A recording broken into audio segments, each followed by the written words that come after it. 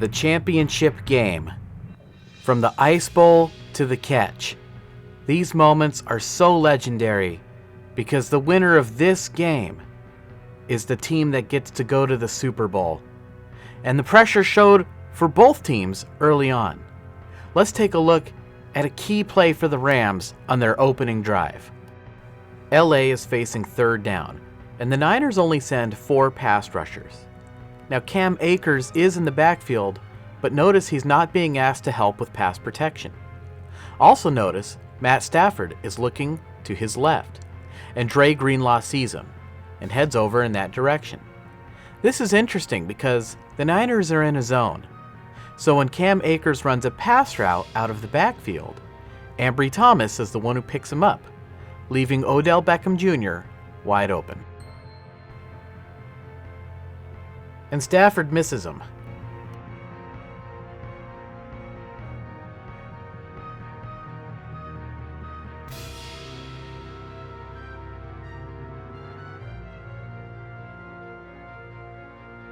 The Rams go 3 and out, so now let's look at San Francisco's first possession, where they are also facing a third down. Let's take a look at the Rams defense. Here they have Travin Howard and Troy Reeder in the middle of the field. Now, the route of Kittle takes him right past Travin Howard, but Howard has to step up to pick up Kyle Juszczyk, who's coming out of the backfield. Now, Troy Reeder is reading Garoppolo, and he does slide over closer to Kittle to take away the in-cut. The only problem is Kittle isn't running the in-cut. He's going deep, and he's wide open on the play. And Garoppolo misses him.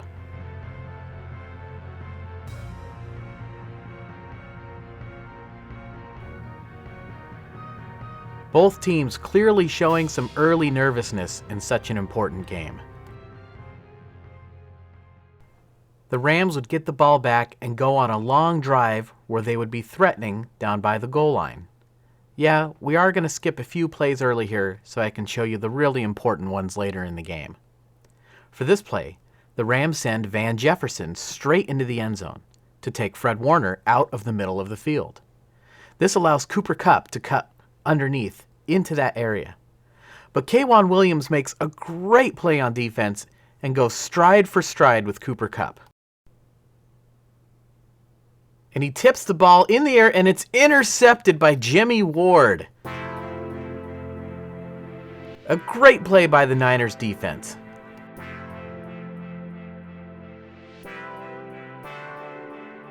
This pass by Stafford would again be high and behind the receiver.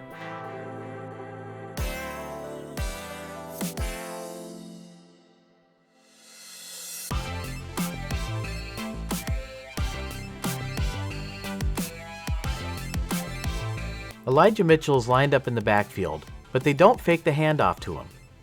This allows the middle linebacker to drop back. He knows it's not a running play.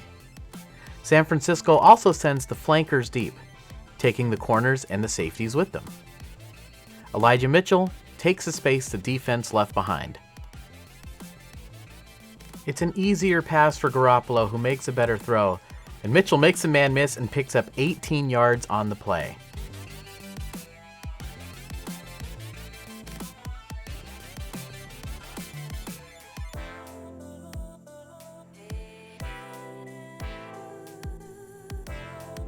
But that would be as far as the Niners would go on this drive, and they make the difficult decision to punt from their own 40-yard line. Now, I say it's a difficult decision because when the ball's on the 40, you're too far away for a field goal, but you're really too close to punt. It's 4th and 6, so it's not a guarantee they would pick this up, but I'd be tempted to go for it here. In this case, it pays off, as Trent Sherfield gets his hands on this ball right down at the 1-yard line. Now his momentum is threatening to carry him into the end zone, so he just flips this ball back into the field of play. Now Cooper Kupp is acting like he's going to run over and get this ball, but realistically, there's not much of a threat of him doing that. With the punt coverage team bearing down on him, he would be at risk for fumbling this football. San Francisco, on the other hand, doesn't have to worry about the potential of turning the ball over. They've just punted the ball to the Rams. and the Rams are now backed up on their own goal line. Let's move ahead to the second quarter. The Rams are facing a 3rd down and 10, so San Francisco decides to send a blitz, 5 men. In this case, the extra pass rusher is Fred Warner.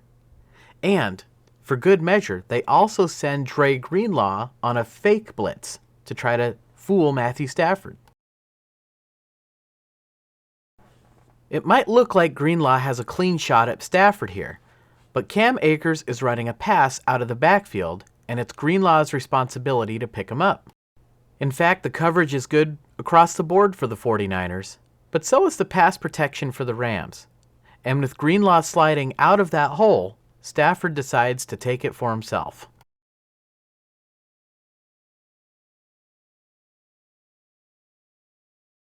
He picks up 14 yards on 3rd and 10, and the Rams' drive would continue.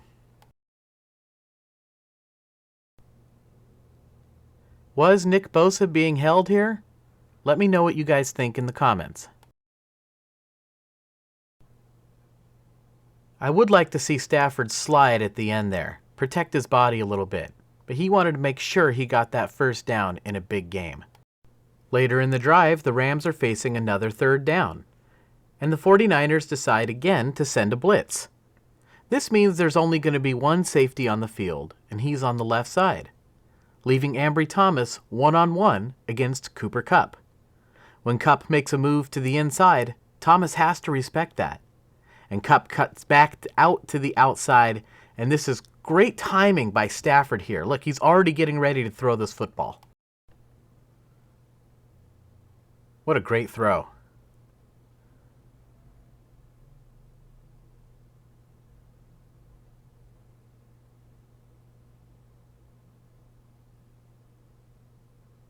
Great route and a great throw by Stafford. And the two of them would combine again just 2 plays later. The Rams are facing another 3rd down, this time 3rd and 13. They can't get a first down till they get to the 3-yard line. So the most important thing for the 49ers here is to keep them out of the end zone. But Sony Michel is running a route out of the backfield, and Ambry Thomas gets completely mesmerized by this and forgets the game situation, allowing Cooper Kupp to cut behind him, and you see Tartt running over, but it's already too late. Stafford and Kupp are totally in sync, and they burn the Niners for a touchdown, getting on the board first.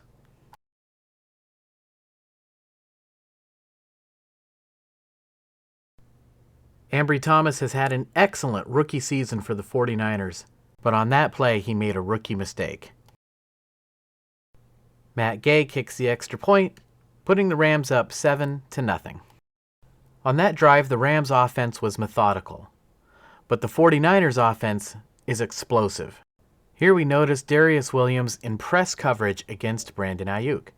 Now, as we've discussed on this channel before, when you're playing press coverage, there's the risk that the wide receiver could go around you. Brandon Ayuk knows that if you want to play in the NFL, you have to beat press coverage. The 49ers also send 3 pass routes on the other side of the field. So naturally, that's where safety Nick Scott turns his attention. Garoppolo takes the one-on-one matchup and throws a perfect deep ball to Ayuk.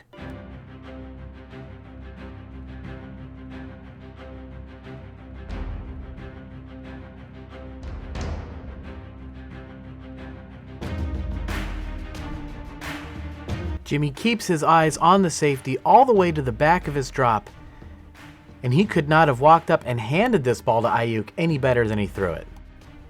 31-yard gain on the play. But the 49ers aren't done yet.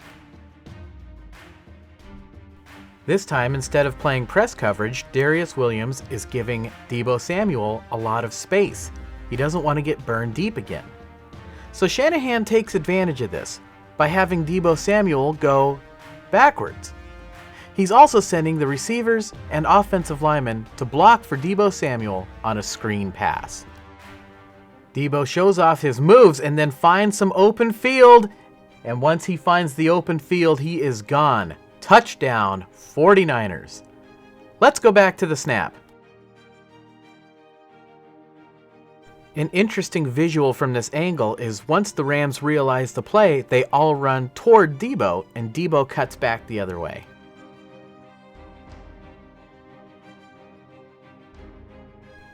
Ramsey almost gets him at the end, but Deebo can just do amazing things with that football, and he gets the ball across the goal line.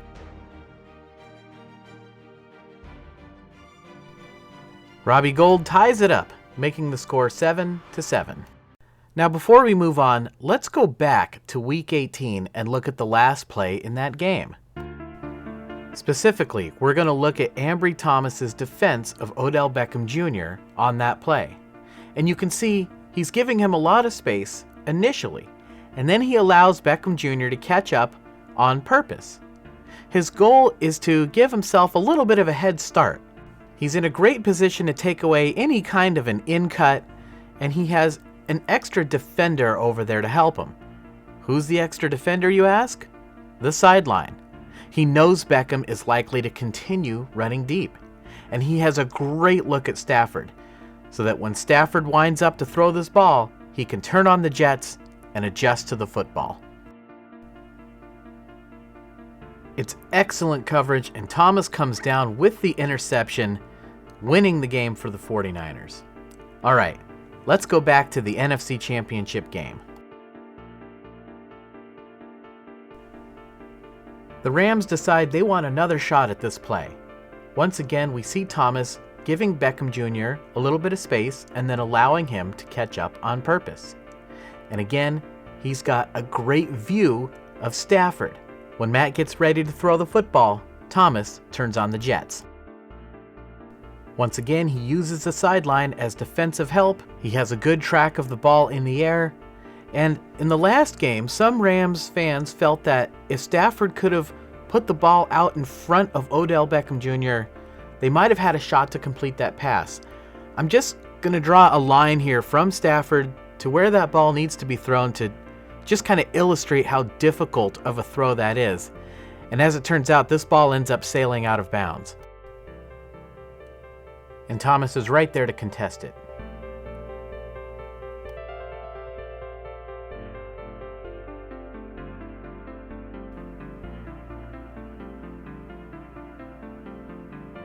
Thomas gets a good look at the football and watch as he uses the sideline and pushes Beckham out of bounds. It's outstanding defense by Ambry Thomas, and it forces the Rams to try a long field goal attempt. And they miss. That was a big defensive play by Ambry Thomas. So there's less than 2 minutes to go before the half, and the 49ers take over with excellent field position. Now we see these two defenders in kind of this weird stack alignment here. The 49ers are making it difficult for them by sending these two vertical routes like this. And this gives George Kittle the space to cut to the inside. And the ball's right on time. Now that play happened so quickly, you may not have noticed that the Rams sent a blitz. And here we see Tom Compton is asking for help blocking Leonard Floyd. And check out this great chip block that Kyle Juszczyk gives him on his way out of the backfield. Boom. After a 6-yard pass to Hasty, the Niners go up to the line quickly. Garoppolo calls the play. And he's got Brandon Ayuk for a big one, and oh, Ayuk is just tripped up. He might have scored. Let's take another look at this play. Now the Niners are on the edge of field goal range, but the Rams do the sensible thing here. And Nick Scott and Jalen Ramsey hang back. They know that a field goal isn't going to kill them, but the last thing they would want is to give up a long bonehead touchdown to Brandon Ayuk. The Niners also send George Kittle and Juwan Jennings into the middle of the field, drawing the attention of the linebacker Troy Reeder and the corner David Long. This opens up the middle of the field for Ayuk. Now Long does end up sliding over to pick up Jermichael Hasty coming out of the backfield, and he's right in the middle of the throwing lane. But Garoppolo does a great job of waiting just a split second for him to clear, and then puts the ball right on the money to Brandon Ayuk. And Nick Scott very well could have saved a touchdown for the Rams here.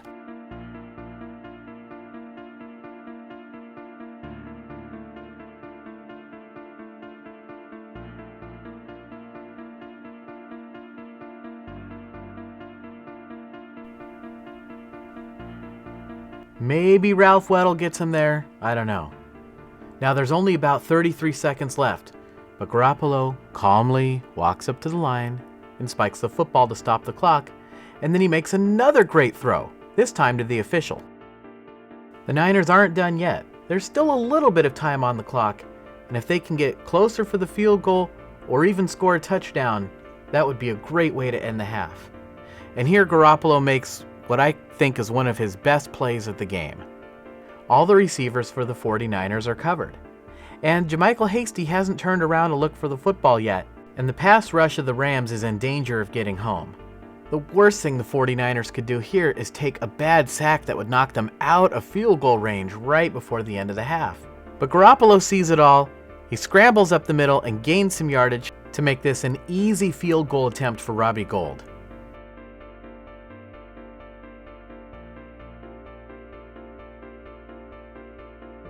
It's great execution at the end of the half, and the 49ers take the lead, 10-7. And the Rams would kick off to San Francisco to start the second half, and the 49ers put Deebo Samuel back to return the kick. But he gets blown up. We're going to come back to that later.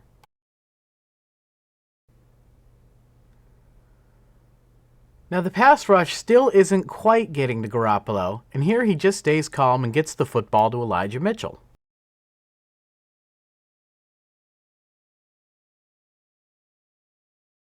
Now if you're a defensive lineman and you're not getting home with the pass rush, what should you do?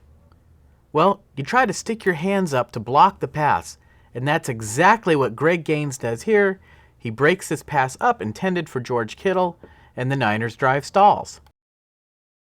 Now again, the 49ers make the difficult decision to punt from their 43-yard line. It's 4th and 9, so I understand it, but this is the second time in the game that they're punting from near their own 40. Faced with the same dilemma, the Rams decide to go for it, but this is a much shorter down and distance, 4th and 1. And this is extremely close. Here's the yellow line, here's the ball, and I'll zoom in so you guys can see how close this was. The official ruling on the field, he's short.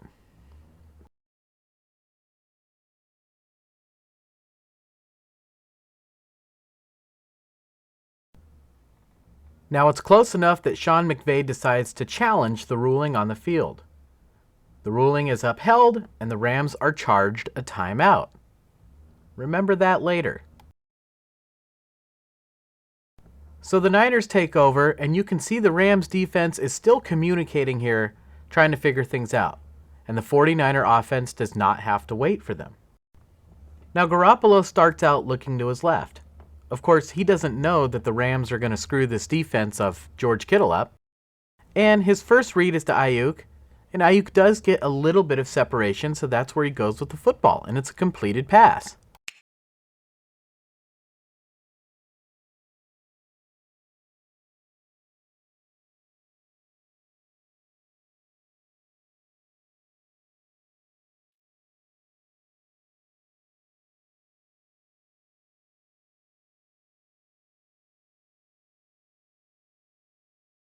Now here again we see Darius Williams giving a lot of space to Deebo Samuel.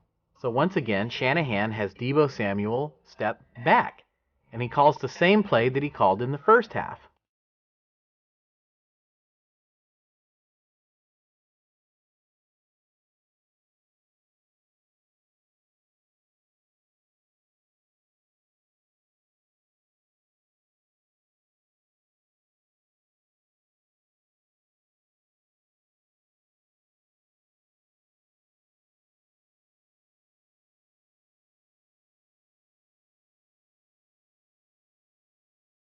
Shanahan would continue returning to themes from the first half, sending two wide receivers straight down the field on these stacked vertical routes, giving Juwan Jennings space to cut to the middle of the field. Look at the body language of the Rams. You can see Jalen Ramsey put his hands up there.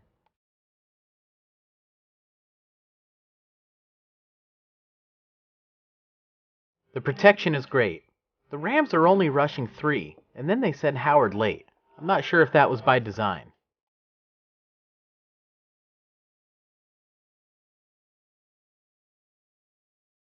The 49er offense is hitting on all cylinders, and here Shanahan dials up a shot to the end zone. He sends 3 players into an area with just 2 defenders, and Garoppolo spots the open man immediately. Now the safety runs over to try to make a play, but he's way too far away. Notice, of course, there's only one safety back there because the Rams are sending a blitz. Now, it's possible that Ernst Jones was supposed to be in man coverage here. He is a rookie after all. And we're seeing more and more teams do this in the NFL. Play zone on one side of the field and man on the other side. But either way, I don't know if he would have been able to match up with Kittle on this route. Now here you see the ball in the air, and Kittle has a pretty good view of the ball, but he kind of misjudges it in flight. And one thing you never want to do as a receiver is run backwards to try to catch a pass. It makes it an awkward catch, but Kittle is still able to come down with it. Touchdown, San Francisco.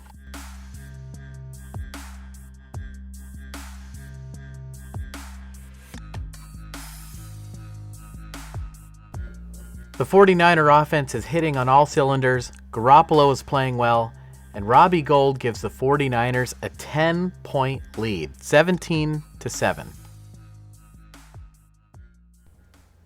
The Rams would respond, but something important happens on this drive. The Rams would call their second timeout, leaving them with only one left for the rest of the game.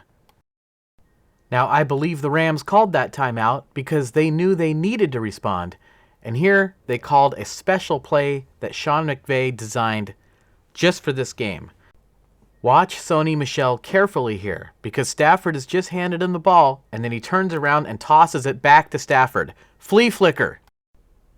Now, Stafford does have some one-on-one routes deep here, which is ordinarily the goal of a flea flicker.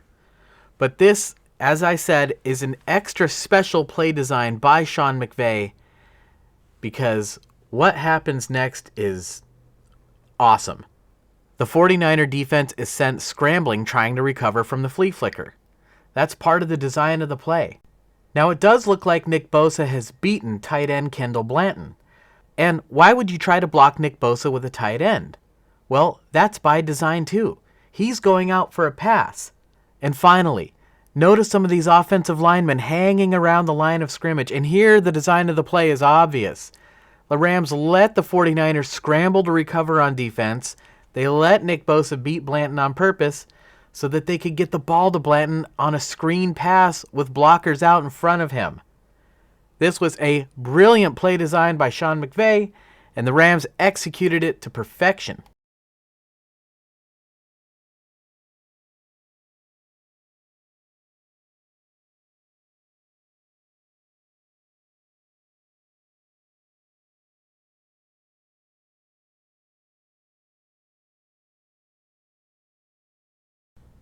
The Rams get a big play to close out the third quarter, and we move to the final period. Now notice behind Stafford, there's no running back. It's just empty space back there. But when Cooper Kupp pretends to block, or appears like he's pretending to block, K'Wan Williams appears to take the bait. And then Cooper Kupp just goes right around him. The Rams also help to create some space for him by sending Skowronek and Blanton into the middle of the field. And Stafford throws a nice pass here.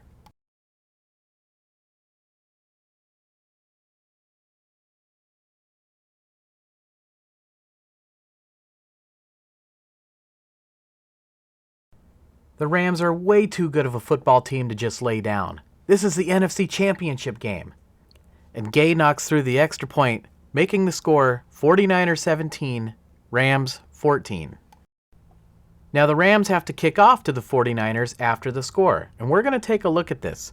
because we talked about the fact that Deebo was effective returning kicks in Green Bay, but in this game he wasn't so effective. And I understand the idea behind it. Get the ball into the hands of your best playmaker. But Deebo isn't experienced in returning kicks. And look at the ball here, way off to the side. We can speculate as to where it would have landed on the field. And here, 3 different things could happen. 1, it could roll into the end zone for a touchback. The Niners would get the ball at the 20-yard line. 2, the ball could bounce out of bounds, which would be a penalty on the Rams, and the 49ers would get the ball at the 40-yard line. Wouldn't that be a big break? The other thing that can happen is the ball stays in the field of play, and if Deebo doesn't go pick it up, it's a live ball. The Rams are eligible to recover it. So I think he felt like he had to go track this ball down. Now the coverage team is still pretty far away. I would have liked to have seen Deebo at least let this ball bounce. I understand that's risky. There's a saying in football, it's not a round ball. And while that can apply to the unpredictable nature of the game, it can also apply literally to the unpredictable shape and nature of the ball itself. It bounces funny. It could have been a risk for him to let that ball hit the turf. But I think I would have liked to have seen it there. He can always pounce on it later. Because ultimately, even if he pounces on it and he gets stopped, backed up on his own goal line, that isn't really too different from what happened on the actual play. He awkwardly tries to field it on the sideline and then gets taken down around the 10-yard line. And the 49ers are backed up to start this drive. Now here all the receivers appear to be covered for the 49ers. But Elijah Mitchell runs the Texas route like a seasoned veteran. When Troy Reeder bites on the outside move, Mitchell comes open and Garoppolo gets him the football. Now we've got to take a look at this because we see something that we haven't really seen for the rest of the game so far. And that is that the Rams' pass rush is starting to get close to Garoppolo. He buys time and keeps his eyes downfield. That was a really nice move by Jimmy. But keep that in mind that Rams pass rush is starting to heat up. A staple of the Shanahan offense is putting defenders into conflict. When Charlie Warner goes to the outside, who should Travis Howard cover? Him or Deebo Samuel? He goes with Warner. Now there's another defender in the middle of the field, and that's Troy Reeder. So the 49ers send George Kittle into his zone, leaving the middle open for Deebo Samuel. Now again, notice this Rams pass rush start to turn up the heat. And again, Garoppolo makes a nice move and gets the ball to Deebo.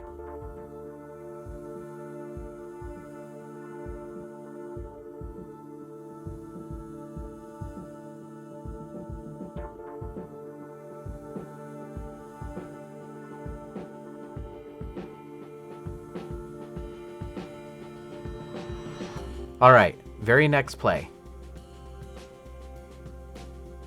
Garoppolo holds the ball out because he's going to hand this off to Elijah Mitchell.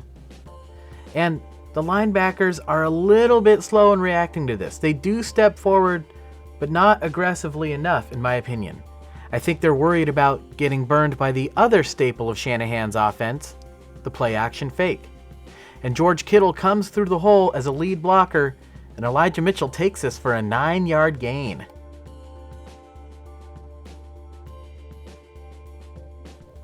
The 49er offense has been pretty darn good since the second quarter.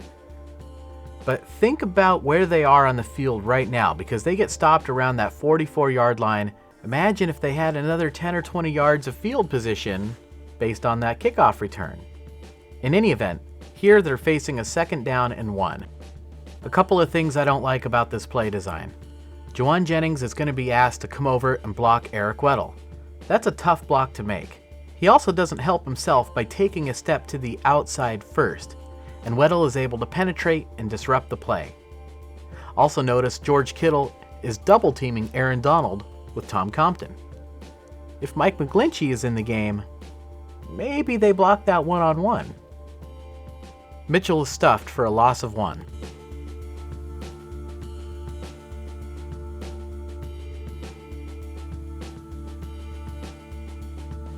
So that brings up 3rd and 2 at a critical point in the game in the 4th quarter, and it's time for the 49ers to use their special play by putting Trent Williams in motion.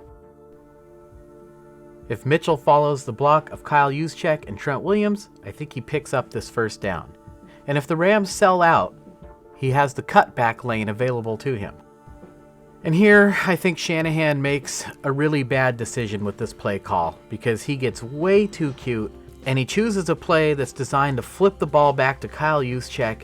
The Rams are all over it and he gets blown up for a loss.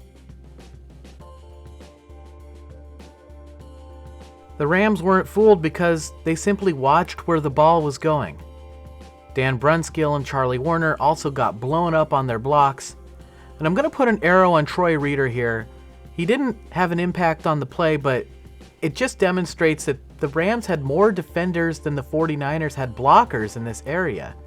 It was a poor play design and a poor decision to call the play.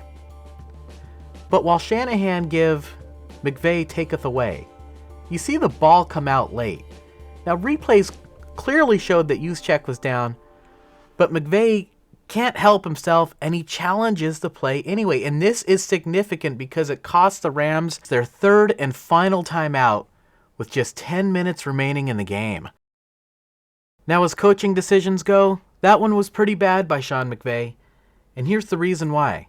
Even though there's over 10 minutes left in the game, without any timeouts, it would be pretty easy for the 49ers to take a lot of time off this clock by picking up a first down and then running the football, and then they can kick a field goal, put themselves up to where only a touchdown could beat them with not very much time on the clock and no timeouts. San Francisco would have a significant edge to win that game. But while McVay give, Shanahan taketh away because he follows this up with another bad decision. We are seeing compound bad coaching decisions by Kyle Shanahan in this series of plays. Because again, he decides to get cute with the Rams. The 49ers get a delay of game because they go up and act like they're going to snap the ball to try to get the Rams to jump. Of course, the Rams aren't going to do that. And the 49ers really outsmarted themselves here. Just line up and play. How much of a difference did it make in terms of their winning chances in the game? Well, if you're into analytics, I have an answer for you right here, and it is a huge difference. 5.4%, according to Ben Baldwin, which is one of the most significant changes in winning percentage caused by a coaching decision that I can remember seeing in a long time. This one was just really disappointing if you're a 49er fan. Are you really going to give up your chance to put this game away and punch your ticket to the Super Bowl by gaining 30 yards of field position? It just doesn't make any sense. You're clinging to a 3-point lead.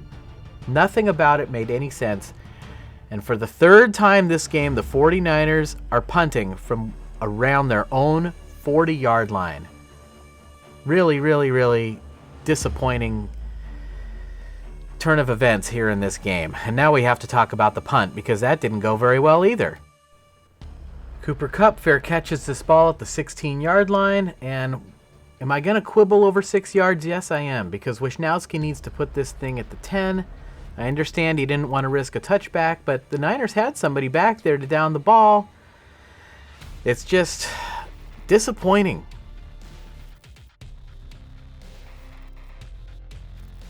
But while the 49ers give, Stafford taketh away.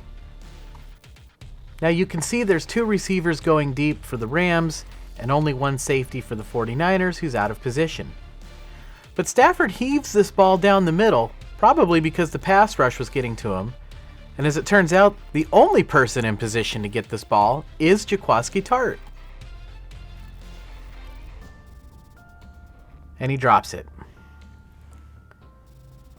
Now, Tartt was pretty upfront about this after the game. He said, "Hey, that's a play I've always dreamed of making, and I just didn't make it." Sometimes those things kind of happen, right? The ball doesn't always bounce your way. But now the Rams have an opportunity to take control of what has suddenly turned into kind of a sloppy game. This time it's McVay's turn to put defenders into conflict, and Cooper Kupp runs right in between K'Wan Williams and Emmanuel Mosley. Mosley gets sucked in and allows Odell Beckham Jr. to come wide open behind him. You see the flag come out at the end. That's going to be a personal foul on Ward, 15 extra yards after the play. We'll take another look at it here. Ward goes low and hits Beckham helmet to helmet. Beckham wants to know what happened. Ward may be telling him, look, I didn't mean to do that, but at the very least, it was sure careless on his part. So the Rams are in business. But watch the speed of Nick Bosa here at the snap. Did you see it?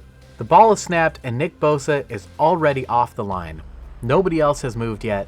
And right tackle Rob Havenstein is smoked on this play. He's done. Nick Bosa is going to come around the corner and he is unstoppable. He is so talented. And sometimes when a player is so talented, you can actually take advantage of that as his opponent. Here the Rams call a screen pass right to that side of the field. It's a perfectly timed play call by Sean McVay and a positive play for Cooper Kupp.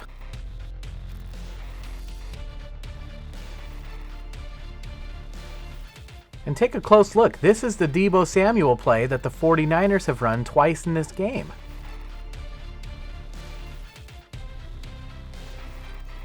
The Rams like that play so much, they call another screen. Notice Sony Michel lining up tight to the line of scrimmage.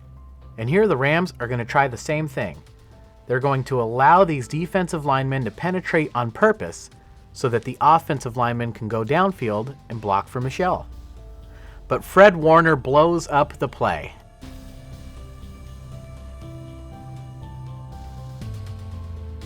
It's a great play by Fred Warner that stops the bleeding for the 49ers and forces the Rams to settle for a field goal. Gay knocks through the kick, and we have a tie ball game, 17-17. Now here the 49ers are going to run the ball, and we have to talk about why. We have to talk about the game situation. With 6 minutes to go, they're in a tie ball game. And remember, the Rams have no timeouts. It would be better for the 49ers to maybe go into overtime than have an ineffective drive and give the Rams good field position to where they can control the outcome of the game. Not to mention, the 49er defense is exhausted. They badly need a rest. And the best way to do that is to take a little bit of time off the clock, run the ball, and put yourself in control of the game. So, naturally, Shanahan calls a pass. Now, Garoppolo is excellent in these late game situations, but here he misses a wide open Brandon Ayuk and an even wider opener Deebo Samuel, and instead gets hit by Aaron Donald trying to get this ball to George Kittle underneath. And then the 49ers commit another delay of game penalty. So what does the game situation say you should do here? Because you're faced with a 2nd and 15. Well, you should run the ball. Again, you're not losing. You are tied right now. You have no reason to give the ball back to the Rams. And they don't have any timeouts. They can't stop the clock.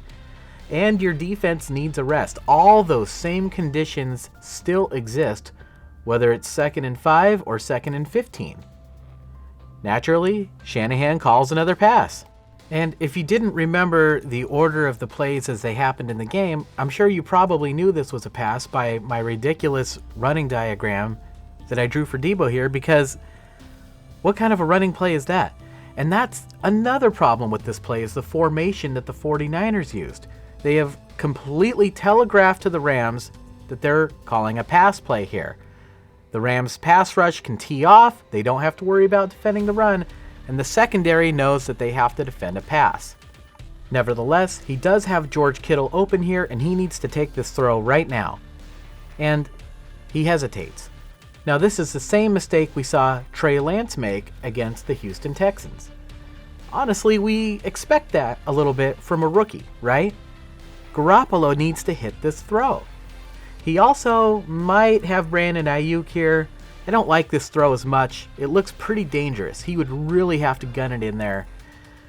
Take the throw to George Kittle. I mean, it's your first read. It's right there. Pull the trigger on that thing. Instead, like I said, he hesitates, and the pass rush, which has been getting hotter and hotter and hotter as the game has gone on for the Rams, gets home to Garoppolo, forces him to scramble outside and then make a bad throw. So this brings up a 3rd down and 15. And we all know that statistically, you are not likely to pick up a 3rd and long. And for the 49ers, that's okay. Again, they're not losing. They're tied in this game. One thing they don't want to do is give the ball back to the Rams without giving their defense a significant rest.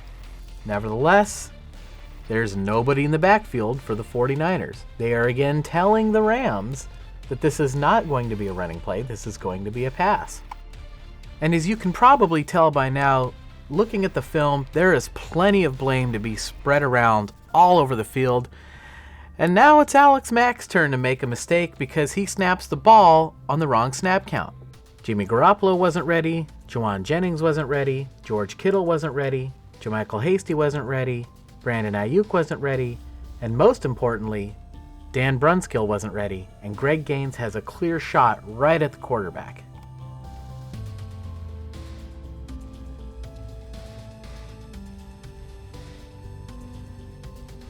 Those last 3 plays might be the worst drive in 49ers playoff history. Poor planning, worse execution. Now, Garoppolo does show some nice moves there, but it's much ado about nothing. The 49ers are going to have to punt to the Rams, and the Rams, despite not having any timeouts, are now going to have all the time in the world to go down and kick a field goal and put themselves ahead with a chance to go to the Super Bowl. Wow. Here we go. With the game on the line, the 49ers send a blitz. Now that means there's only one safety back deep. There's one less defender back there for the 49ers to make a tackle if, say, Cooper Kupp gets loose, for example. The Rams send Odell Beckham Jr. deep, taking the corner and the safety with him. In fact, you can see that the Rams are kind of doing the same stacked vertical routes that the 49ers were doing earlier in the game, but San Francisco defends this a little bit better. Now, theoretically, what would happen if Jaquiski Tartt were to step up and pick up this underneath route of Cooper Kupp? Well, the answer is easy. Stafford then just takes the one-on-one shot to Odell Beckham Jr. in the end zone. It's a high-low read for the quarterback. Now, the 49ers do try something clever here. They have Fred Warner up at the line of scrimmage as if he's going to blitz, but he drops back into pass defense. But realistically, that just tells Stafford which side of the field to read. And Kupp gets just a bit of separation on K'Wan Williams, and Stafford puts the ball right on him. And to me, this is the biggest difference that we've seen between Matt Stafford and Jared Goff. Stafford has the ability to make that read quickly and then make a quick and accurate throw right to the spot, right on the money, with the game on the line. If Matt Stafford is to be the one hoisting the Lombardi Trophy, it will be well deserved. So we've reached the point in the game where the Rams are going to take the lead and they know it. So they run the ball here to take time off the clock. The problem is they're on the wrong side of the 2-minute warning. Shanahan can call a timeout now and preserve an extra 38 seconds. And here we get to another bad coaching decision by Kyle Shanahan.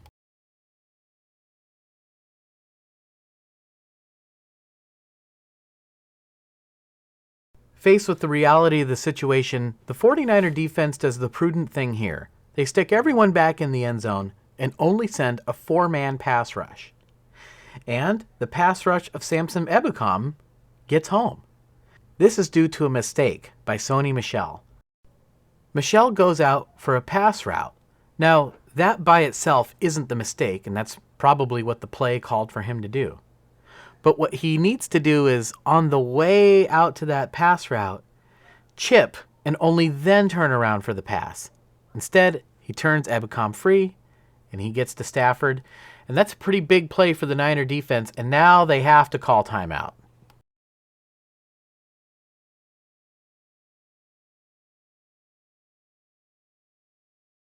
As Stafford loses his balance, Bosa grabs him on the ground and makes sure that he doesn't recover.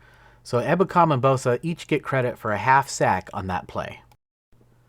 So realizing that they probably won't score a touchdown and still wanting to either take time off the clock or force the 49ers to use their timeouts, they just call a sensible play here and make sure they stay in bounds to keep the clock running. Matt Gay has been money all game long, and on this attempt, it's no exception. He knocks it right through, and the Rams take the lead 20-17. But Jimmy Garoppolo and the 49ers are going to have one more shot. Facing a certain ferocious pass rush, Tom Compton takes an early and big step way to the outside. He wants to force Von Miller to take the long way around. The problem is that just opens up the inside for Von Miller. Now, does Garoppolo have a hot on this play? And the answer is yes, he has JaMychal Hasty, but I want you to watch how long this route to Hasty takes to develop. And the Niners have no chance.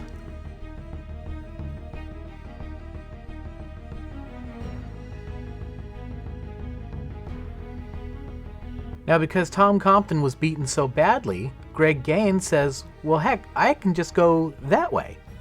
And he takes the space the offense left behind and knocks down this pass.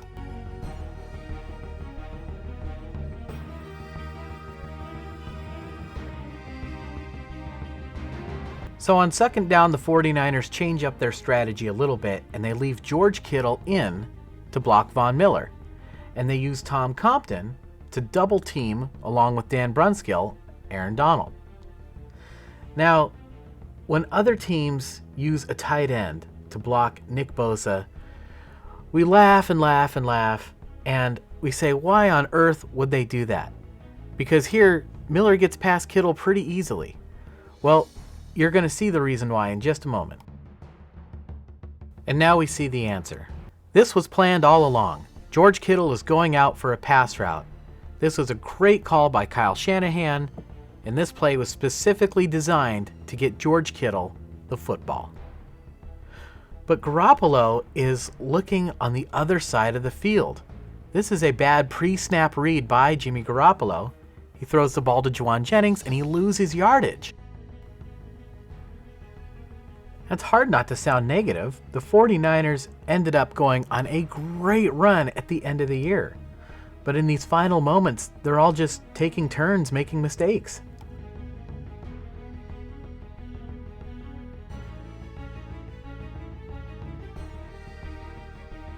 So this time the 49ers decide to try to play this a little bit more straight up. They leave JaMychal Hasty in to help with pass protection.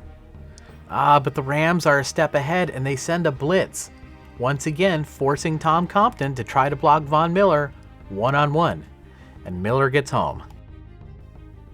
Garoppolo again shows off some nice moves and somehow avoids the sack and gets rid of the football, but it goes off the hands of Hasty and is intercepted, and the Rams are going to the Super Bowl.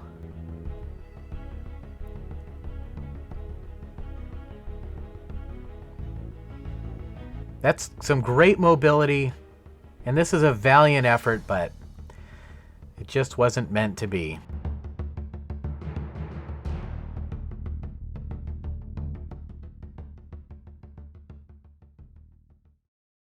Well, this is a breakdown channel that's obviously centered around the 49ers and 49er games. We take a look at the film from every game, and we've done that for the last several years now. But just so there's absolutely no mistaking it, let me be absolutely clear right now. Congratulations to the Los Angeles Rams. They once again, along with the San Francisco 49ers, have shown that the NFC West is the best division in football, and I don't think there's any argument about that. I understand that the Rams did make some mistakes in this game, but so did the 49ers, and ultimately, it was the Rams that were the better team on the field in this game. Now let's talk about the 49ers, and let's talk about the good and the bad. So we'll start with the defense, because I think overall the defense played a pretty good game. They did have some bad penalties. There was a taunting penalty we didn't have time to look at. There was also the personal foul penalty against Jimmy Ward. And, of course, Tartt dropped the interception that could have changed the game. I don't want to get too much directly on Tartt about that. Again, sometimes that's just one of those things. That game did not come down to that one play. There was a lot of factors in this game, plenty of blame to go around. So let's talk about the offensive line. Obviously, they had their struggles, especially towards the end. But let's give some credit to the Rams too, right? They have put together a formidable defensive line, and they showed up at the end of the game when LA really needed it. Tom Compton, stepping in for Mike McGlinchey, did the best he could. Trent Williams was playing on a bad ankle, and the 49er offensive line had their struggles. Next year, if Williams is healthier and if Mike McGlinchey is healthy, I would expect that to be different. Let's move on and talk about the coaching in this game. I think Shanahan put together some really nice schemes. You know, he had some guys schemed wide open a few times there. Many of which, Garoppolo completed those passes. He also missed some too. Obviously, the scheme on the third and short play call, where Shanahan put Trent Williams in motion but then didn't use him, I was really disappointed with that. And overall, the problem in this game with the coaching was Shanahan's decision-making. The decisions to punt at the 40-yard line 3 different times, the most egregious of which cost the 49ers a 5% chance to win the game, 5.4%, a huge percentage. Inexcusable. Inexcusable. It's just the way it is. The clock management situation at the end of the game, mismanaging the timeouts and the 2-minute warning, and also abandoning the run in a situation where the Rams didn't have any timeouts. All those things were bad, and there's just kind of no way around that. We said on this channel before that the 49ers need someone to assist Shanahan in those situations, and they did make a change at the assistant head coach position, parting ways with John Ambry and bringing in Anthony Lynn. Now, Anthony Lynn is an offensive mind, and he will also help to fill the role that Mike McDaniel is leaving behind. Congratulations to him becoming the head coach of the Dolphins.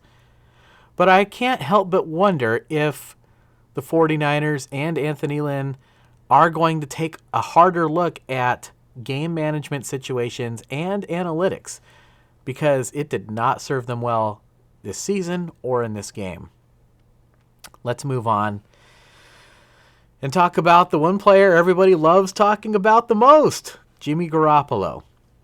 Because I think for the most part he had a pretty good game, and he has gotten a lot of unfair criticism this last couple years. How do we know it's unfair? We look at the film. You guys saw the same film that I did. Having said that, he was really bad at the end of this game. Missing wide open players, missing pre-snap reads, and he did show some nice athleticism there at the end, but it was too little too late. He made some bad decisions, and it's really unfortunate that this is kind of how it all comes down to an end, because he's been so clutch for us in the final few minutes of games. You were almost just sure when we got the ball that we were going to go down and score. It just felt like it was going to happen, but they didn't take care of business when they had the opportunity to, and there's just no defending Garoppolo in this game. He was part of the reason that the 49ers lost. Period. Point blank. End of story. So what does this mean for Jimmy Garoppolo and his future? Well, it seems clear to pretty much the entire world he's going to get traded. And this is going to be a really interesting offseason in the NFL, because there's a quarterback shortage. A lot of scouts feel that there aren't very good quarterbacks in this year's draft, and there's so many teams at need that a lot of players that are under contract are being talked about as trade candidates now. Russell Wilson, Aaron Rodgers, Jimmy Garoppolo, Tom Brady. A lot to unpack there. At the end of the day, ultimately, we know that the 49ers need to re-sign some key players on the team. Laken Tomlinson has been a tremendous left guard for us on that offensive line. He must be a priority re-sign. K'Wan Williams, one of the best slot corners in football, must be a priority re-sign. And of course, I don't even need to mention the names Deebo Samuel and Nick Bosa. We know that they're going to be brought back. So Garoppolo is due $26 million next season, and that's ultimately what it comes down to, doesn't it? This is, and always was, a business decision. So, a lot of interesting stuff for the 49ers ahead in terms of free agency and the draft. I'm sure there'll be some big news probably after the Super Bowl in regards to that.